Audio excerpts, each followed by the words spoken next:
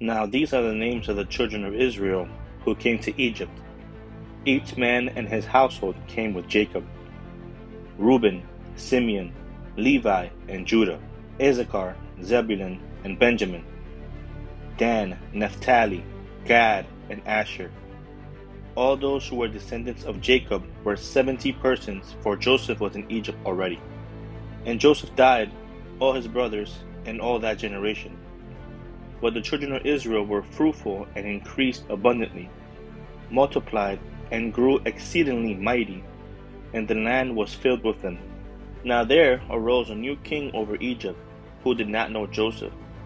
And he said to his people, "Look, the people of the children of Israel are more and mightier than we. Come, let us deal shrewdly with them, lest they multiply." And it happened, in the event of war, that they also join our enemies and fight against us, and so go up out of the land. Therefore they set taskmasters over them to afflict them with their burdens. And they built for Pharaoh supply cities, Pithom and Ramses. But the more they afflicted them, the more they multiplied and grew, and they were in dread of the children of Israel. So the Egyptians made the children of Israel serve with rigor, and they made their lives bitter with hard bondage, in mortar, in brick, and in all manner of service in the field. All their service in which they made them serve was with rigor. Then the king of Egypt spoke to the Hebrew midwives, of whom the name of one was Shiphrah, and the name of the other was Puah.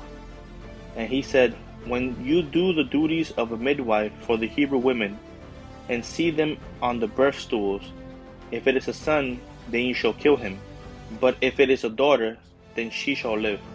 But the midwives feared God, and did not do as the king of Egypt commanded them, but saved the male children alive.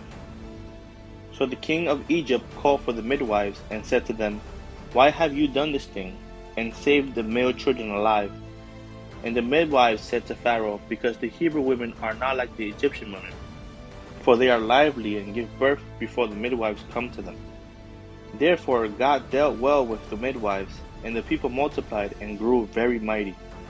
And so it was, because the midwives feared God, that he provided households for them. So Pharaoh commanded all his people, saying, "Every son who is born you shall cast into the river, and every daughter you shall save alive."